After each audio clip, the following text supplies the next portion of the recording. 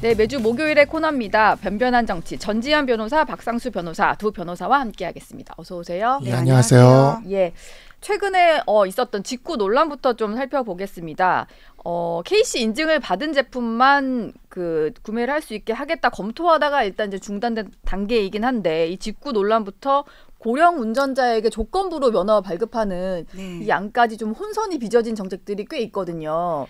그 대통령실이 바로바로 잡기는 했는데 이게 너무 혼선이 자주 있다 보니까 왜 자꾸 이런 일이 반복되냐 비판도 있는 것 같아요. 그러니까 이게 총선에서 그 윤석열 정부가 너무 외교라든지 안보 같은 거대한 담론에만 치우치고 민생에 소홀했다, 소통에 부족했다 이런 지적이 나오니까는 각 정부 부처에서 지금 조급한 마음이 있는 것 같아요. 네. 그래서 일단 금감원에서 뭐 불법 공매도 차단한다 그러고 그다음에 경찰청에서 고령 운전자 면허를 제한한다 그러고 그다음에 이제 국무조정실에서 KC 인증마크 얘기를 했는데 다 이게 난점이 있단 말이에요. 공매도 같은 경우는 불법 공매도를 적발할 수 있는 시스템이 완전히 갖춰진 다음에 해야 되는 거고 고령 운전자 면허 제한도 야간에 못한다. 속도 제한한다. 고속도로는 금지한다고 하는데 이거를 어떻게 금지를 하는 거예요? 이거는 고령 운전자 놀리는 것밖에 안 된단 말이에요. 그렇죠. 예. 그리고 KC 인증마크도 이 얘기가 소비자의 안전보호라든지 어떤 국내 기업의 보호 이런 점에서는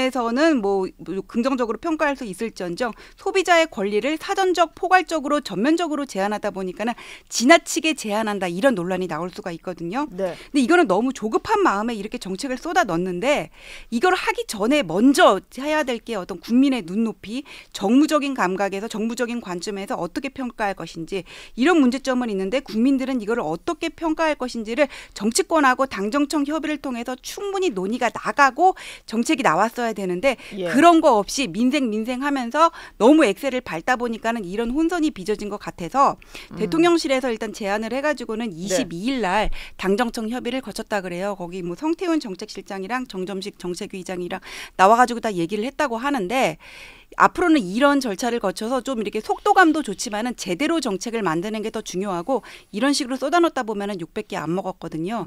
그래서 좀 천천히 국민의 의견에 귀를 기울이면서 가야지 제대로 된 정책이라는 말을 들을 수 있을 것 같다는 생각이 듭니다. 그러니까 조율을 거쳐서 이제 결론이 난 것들만 좀 나와야지 중간 단계에서 이럴 수도 있고 저럴 수도 있고 하다가 혼선이 빚어지는 것 같아서 이건 좀 당연히 조율을 해야 될 문제 같고 근데 직구 금지 논란 두고는 어쨌든 안전은 또 지켜줘야 되는 문제니까 그럼 어떻게 좀 막을 수 있냐라는 것도 여전히 우려는 남는 것 같아요. 네, 저는 지금 그래가지고 이게 지금 어쨌든 설전이 지금 펼쳐지고 있지 않습니까? 이 설전이 저희가 이거를 그냥 뭐 설전이 펼쳐진다, 처신이다 이렇게 갈 게 아니라 그냥 아예 오픈해놓고 왜냐하면 이게 지금 직구와 관련돼서 두 가지 쟁점이 있어요. 하나는 자유라는 쟁점, 그다음에 또 하나는 이 안전이라는 쟁점이 있는데 사실 자유랑 안전 이 두 가지는 다 우리 보수의 가치라고 저는 생각을 합니다. 그러면 이와 같은 보수의 가치 두 가지가 지금 충돌되고 어찌 보면 여권의 우리 당의 잠룡들이라고 이야기할 수 있는 당권 대선 주자들이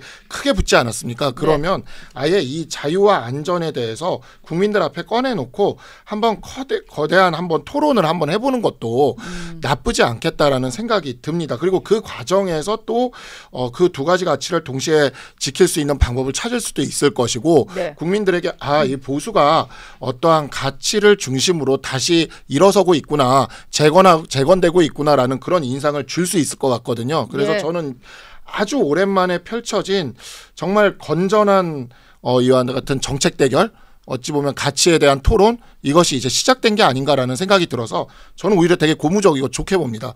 여기에서 잠룡들이 이걸 두고 이제 설전 벌이는 거 말씀하시는 거죠? 이걸 두고 어떤 정치적인 뭐 실익을 따지거나 정치공학 따지는 거 하면 끝도 없는 것 같아요. 누가 이득을 받네, 손해를 받네 이러면 끝도 없는 것 같고 그게 아니라 지금 하나씩의 가치를 들고 이렇게 딱 나왔고 그러면 정부는 지금 그에 대해서 어쨌든 뭐 한쪽을 받아들이는 입장을 보여줬지 않습니까? 그러면서도 또 한편으로 안전과 관련된 부분에 있어서도 앞으로 6월 달에 이렇게 열심히 또 이 부분을 검사를 하겠다라는 그런 입장도 밝혔지 않습니까? 그러면 이 위기를 기회로 전환을 시키면서 아예 이 두 가지 가치를 어떤 것이 더 중요하게 생각하고 어떠한 교제책이 가장 적절할지에 대한 것들을 좀 꺼내놓고 함께 이야기하는 시간을 가지는 걸 그게 정부가 하던 우리 당이 하던 좀 이렇게 크게 좀 이렇게 이야기를 했으면 좋겠어요. 그러면 훨씬 지금은 뭔가 유력 주자들이 얘기를 하면 정부에서 허둥지둥하는 느낌이 들고 그러니까 국민들이 보기에 뭐 준비도 없이 왜 발표했냐 이렇게 되면서 네. 사과하는 듯한 이런 느낌이 들고 뭔가 이걸로 또 감점을 당하는 것 같은데 그게 아니거든요. 정부에서 이렇게 내놨는데 당의 핵심적인 주자들이 각각의 가치를 이야기하면서 딱 뛰어들었고 그러면 이제 판이 딱 짜진 상황인데 예. 이걸 이렇게 적절히 활용해서 이렇게 오히려 공론화 시켜버려서 나가버리면 지금 정말 무의미한 것들로 정쟁이 계속 반복되는데 그걸 이렇게 좀 줄이면서 우리가 이렇게 이슈를 선점해 나갈 수 있지 않을까 기대가 좀 됩니다. 정쟁 이슈만이 아니라 이런 정책 이슈를 가지고도 네, 사전에 뭔가 논의를 하는 그것의 장으로 열 수 있을 것 같다 이런 말씀이셨고 뭐 어쨌든 잠룡들이 의견을 하나씩 냈는데 손익계산서 얘기를 어제 김병민 전 최고위원이 하시긴 했거든요. 네. 이게 또 그 말이 안 나올 수가 없는 게 그동안에 이런 정치적인 메시지를 많이 내지 않았던 오세훈 서울시장이 일단 잠룡들을 겨냥해서 메시지를 냈고 그리고 한동훈 전 위원장도 하루 정도는 반응을 안 하다가 이틀째 날에는 이제 입장을 내면서 약간 두 사람 간에 뭐 핑퐁 주고받듯이 그런 게 좀 펼쳐졌어요. 그러다 보니까 여기서 누가 뭐 득이고 누가 실이냐 이런 분석까지 나온 것 같은데 전지현 변호사님 보시기엔 좀 두 사람의 설전을 놓고 봤을 때 좀 어떻게 평가를 하시겠어요? 일단 저는 김병민 김병민 위원장이랑 예. 최고위원 얘기에 동의합니다. 그 오세훈 시장이 패했다고 봐요. 근데 네. 이거를 보면은 이 흐름이 되게 재밌단 말이에요. 처음에 16일 날 정부에서 80개 품목 KC마크 인증 없으면 직구 금지 발표를 했어요. 예. 근데 주말에 유승민, 한동훈, 나경원 이런 식으로 해가지고는 여기를 비토한다, 졸속 시행이다 이런 비판을 했단 말이에요. 네. 근데 이대로 끝나는가 보다 했어요. 정부에서 이 방침을 철회를 했기 때문에. 그런데 갑자기 월요일 날 오세훈 시장이 뛰어들어서 시민 안전, 국내 기업 보호를 얘기를 하더니 여기까지만 보면 이제 정책 설전인데 그다음에 뭐라 그랬냐면은 여당 중진으로서 처신에 아쉬움이 있다 이렇게 얘기를 한 거예요. 처신이 딱 문제가 됐던 중진, 단어죠. 처신. 근데 보통 중진하면은 우리가 중진 의원을 생각하잖아요. 그 당일날 유승민 의원이 발끈했습니다. 예. 아니 정부나 대통령실에 대해서는 할 말 못해 이러고 네. 그다음에 한동훈 위원장은 그 다음날 얘기를 했어요. 처신이라니 건설적인 의견 제시라니 이렇게 얘기를 하는데 한동훈 위원장이 하루 늦게 얘기를 했거든요. 네. 근데 처음에는 중진의 처신 이 얘기를 좀 이해를 잘 못하신 거 아닌가 저는 그런 생각이 들어요. 보통 중진하면은 다선 의원을 얘기를 하고 그다음에 이게 어떤 정책에 대한 비판이지 본인을 공격한다고 생각을 안 했는데 나중에 이걸 깨달으신 게 아닌가. 뭔가 이렇게 정부 정책을 옹호하는 사람 대 비판하는 사람, 예. 뭐 친윤 대 비윤처럼 네. 이렇게 지금 프레임이 구도가 가고 있구나. 이거를 나중에 깨달으시고 참전한 게 아닌가 그런 예. 생각이 들어요. 네. 그랬더니 오세훈 의원이 중진이라면 대통령실 총리실에 직접 얘기해야지 했더니 유승민 의원이 SNS가 보여주기식 정치냐 너는 왜 하냐 이렇게 반박을 네. 했거든요. 예. 아니 근데 오세훈 시장의 의견도 이름 옳아요. 그런데 대통령실 중리실 장관에다 직접 얘기를 하는 거는 관료한테 얘기를 할 수는 있어도 정치인은 국민과 계속 호흡하고 소통을 해야 되는 사람이잖아요. 내 의견이 뭔지를 밝히고 네. 그런 정치인들한테 SNS 하지 말고 직접 얘기하라 이렇게 하는 거는 정치하지 말라는 얘기거든요. 처음에 그러니까 말씀을 잘못하신 거예요. 처신이라는 게 상대방을 비하하는 걸로 보이고 나중에 얘기도 설득력이 없다 보니까는 결국은 밀릴 수밖에 없는 싸움이었다고 보고 이러한 논쟁은 정책에 대한 담론, 논쟁 예. 그냥 이렇게 갔으면은 저는 그러니까 겉으로 보기에는 그렇게 보이는데 그 이면에는 예. 친윤 대 비윤과 같은 구도가 살짝 깔려 있었고 그래서 유승민 전 의원이나 한동훈 위원장도 참전을 해서 적극적으로 이렇게 대처를 한 게 아닌가 그런 예. 생각이 듭니다. 저는 그런 생각도 했는데 오세훈 서울시장은 아까 말씀하신 두 가지 가치 있잖아요. 네. 자유와 안전 두 마리 토끼를 다 잡겠다는 의미로 글을 썼다가 결과적으로 이제 중진 처신 아쉬움 이 단어만 남는 바람에 네, 좀 곤란해진 게 아닌가라는 네. 생각도 좀 들었어요.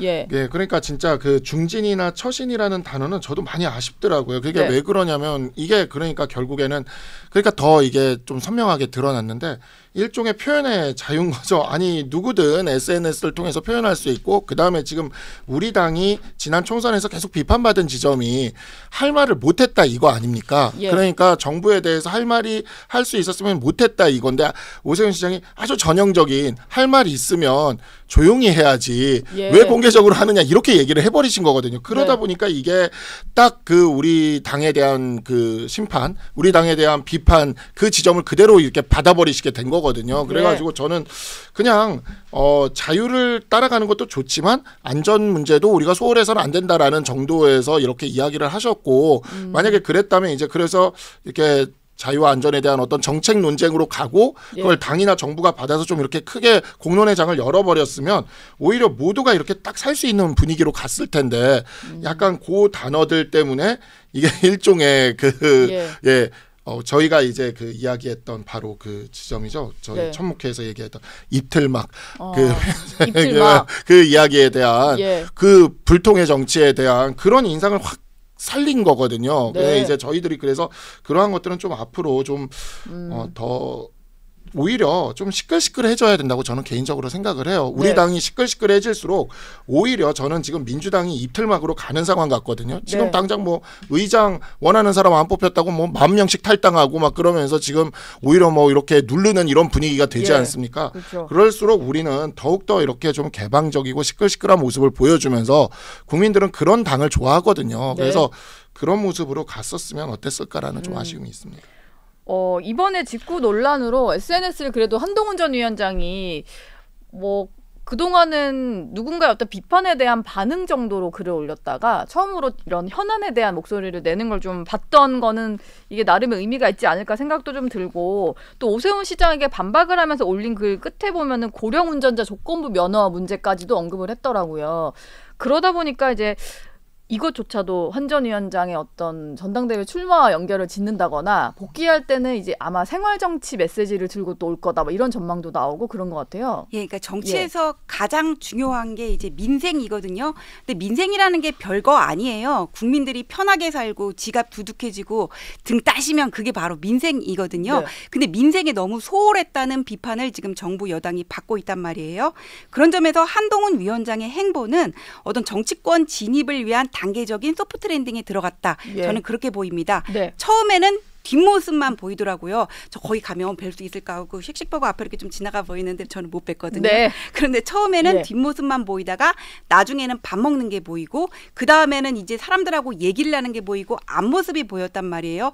그런데 이제 직접 던졌어요. 얘기를 던지고 지금은 이제 생활 정치가 이제 화두가 돼서 고령 운전자 면허 KC 인증부터 여러 가지 얘기가 나올 건데 나중에 가면은 비판이 아니라 본인이 직접 이런 건 이렇게 하자고 좀 더 능동적으로 주문을 할 것 같고 그 다음에 대선 주자로서 이제 가장 중요한 거는 이를테면 이재명 대표의 어떤 기본소득같이 본인의 브랜드를 만드는 거거든요. 아젠다를 던지는 거 이런 식으로 천천히 이렇게 점점 더 움직이지 않을까 그런 생각이 듭니다. 아무래도 한동훈 전 위원장과도 소통을 하실 것 같아서 박상수 변호사께도 여쭤보면 지난번에는 그 얘기 하셨잖아요. 좀 소통하면서 수도권 재건이라든지 뭐 그런 정당 가치 문제 보수가 어떻게 또 재집권을 할 거냐 이런 거 얘기를 좀 나눴다라고 했는데 이런 실제로 실생활에 미치는 뭐 정치랄까 민생 이슈랄까 이런 거에도 관심이 좀 많으신가요? 한동훈 전 위원장이?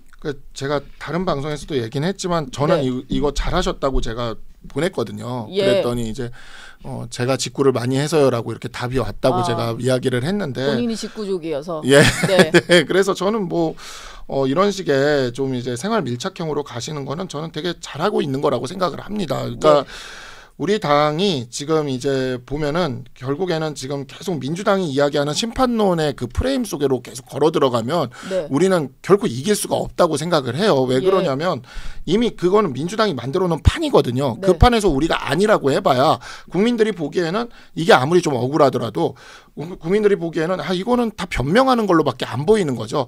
그게 아니라 우리는 새로운 영토를 열고 나가야 된다고 생각을 합니다. 그게 뭐냐면 제가 생각하기에 이 보수의 가치가 지켜지는 생활 밀착형 정책이라고 생각을 하고 예. 바로 그런 점에서 지금 적절히 나왔다는 생각이 들고 지금 전재현 변호사님 말씀 제가 동감을 하는 게 그 지금은 이렇게 비판적인 목소리를 내는 것에서 어찌 보면 하고 있지만 이제는 좀 적극적으로 또 제안을 하는 것도 이제 필요하지 않을까. 앞으로 이제 대선 주자로도 분류가 되고 하시기 때문에 또 네. 정치를 계속 하실 거라면은 그러한 면에서 이제 적극적으로 영토를 넓혀주는 그러한 모습을 이렇게 하는 게 좋지 않을까.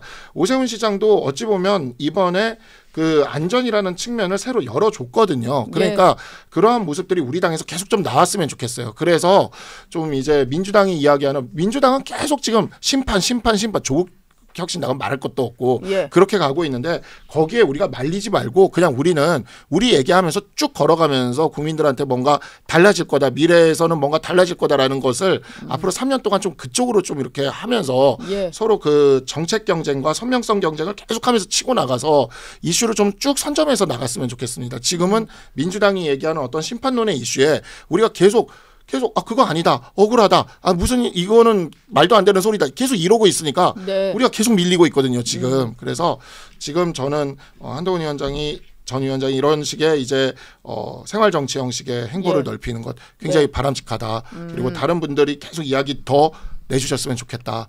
개인적으로 그렇게 생각이 듭니다. 민주당과 비교를 했을 때 지금 민주당에서 하는 것보다는 여긴 정책 경쟁으로 하고 있으니까 뭐 그런 평가를 해주신 것 같고요. 국민의힘도 조용하기만 한 건 아니었는데 총선 백서를 두고 논란이 좀 계속되다가 최근에 좀 일단락이 되는 건가라는 생각도 좀 들거든요. 조정훈 그 총선 백서특위 위원장이 일단 본인의 어떤 전당대회 불출마를 선언을 하면서 논란을 조금 종식시키려는 움직임을 보였는데 전재현 변호사 보시기에는 이게 위원장 직은 유지를 하되 전당대회 안 나가겠다라고 선언한 것 자체로 이제 논란이 좀 끝날 것 같으세요? 어떠십니까? 저는 백서 지금 추진위까지 꾸려져가지고 시작을 했으니까 이제 와서 접기는 뭐하지만 그러면은 이거를 출간 시기를 좀 뒤로 조정을 하던지 이미 좀 백서의 의미는 많이 퇴색되지 않았나 좀 그런 생각이 들어요. 왜냐하면은 백서를 쓴다는 게 패배의 원인을 분석한다는 게 원래 사실 누구에게 책임을 물을 수밖에 없는 거기 때문에 되게 민감하거든요.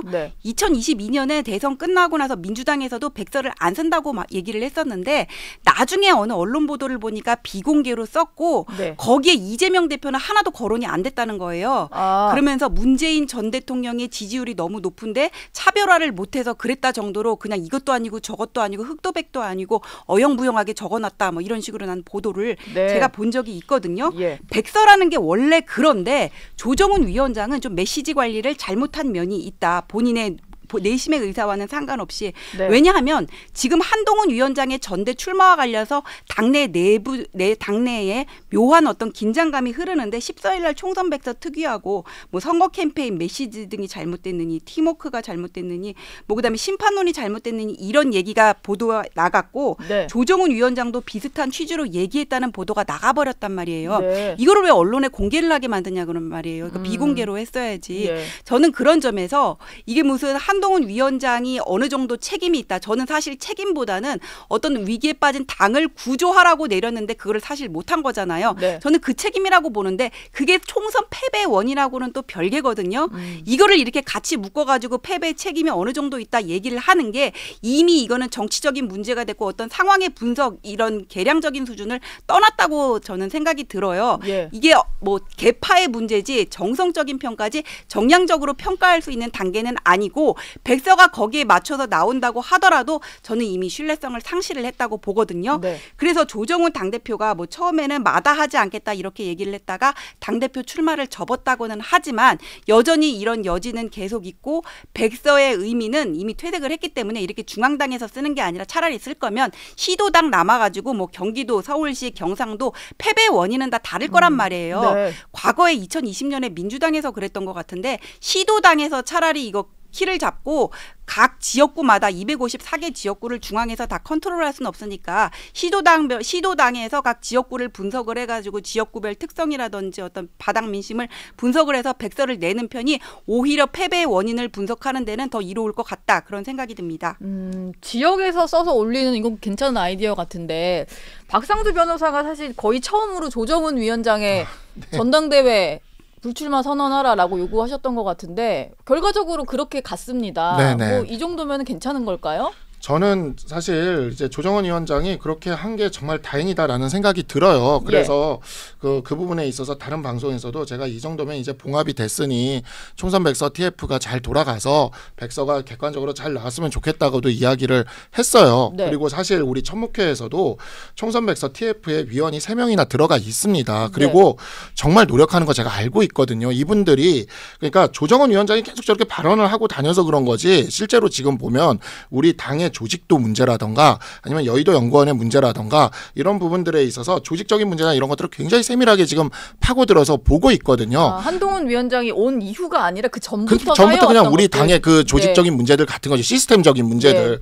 그걸 보고 있고 사실 어제 우리 그 천목회 회원 중에 한 분이신 우리 김용훈 위원장이 이제 방송에 나와서 방송에서 이제 그러한 점들의 노력을 얘기를 하셨다가 지금 굉장한 또 공격을 받고 계시는데 저는 지금 사실 그런 것들이 너무 우리 당이 지금 소위 말하는 뭐 친윤 비윤 뭐 이렇게 해가지고 뭐 친윤 친한 뭐 이렇게 해가지고 너무 지금 말도 안 되는 감정적 싸움을 하고 있는 것 같아요. 실제 위원들이 정말 노력을 많이 하고 있거든요. 그래서 저는 그러한 부분들 때문이라도 조정원 위원장이 조금 좀 그런 식으로 얘기하지 말고 좀 자기 뭐 당대표 얘기나 이런 얘기 좀 하지 말고 그랬으면 좋겠다라고 이야기를 했는데 진짜 실제로도 그거를 받아줬잖아요. 그러니까 이제 조용히 백서를 조용히 잘 객관적으로 발간을 하면 좋겠는데 제가 어제 뉴스를 보니까 대만 갔다 오셨다가 또 이재명 대표 얘기를 하면서 이재명 대표가 바로 출마한 것에 대한 비판적 목소리가 있지 않았냐. 한동훈 위원장이 당대표에 출마하는 것에 대해서는 그 점을 고려해야 될 것이다. 또 그렇게 인터뷰를 하셨더라고요. 그러니까 왜 계속 이러시는지 싶은 생각을 제가 지금 사실 좀 해요. 왜냐하면 위원장이시잖아요. 어찌 보면 그 밑에 일하는 위원들이 있어요. 위원들은 정말 열심히 노력하면서 일을 하고 있단 말이에요. 그런 위원장으로서 좀 무게감을 잡고 사실 이거는 일종의 총선에 대한 평가와 일종의 판결문을 내놓는 건데 재판장이 계속 그렇게 얘기를 하고 또 뭐 이제 안 하겠다 얘기해놓고는 또 당대표 출마에 대해서 고려해야 돼. 물론 질문이 들어왔으니까 했을 수는 있겠지만 이제는 그런 문제에 대해서 답하지 않겠습니다라고 하셔도 돼요.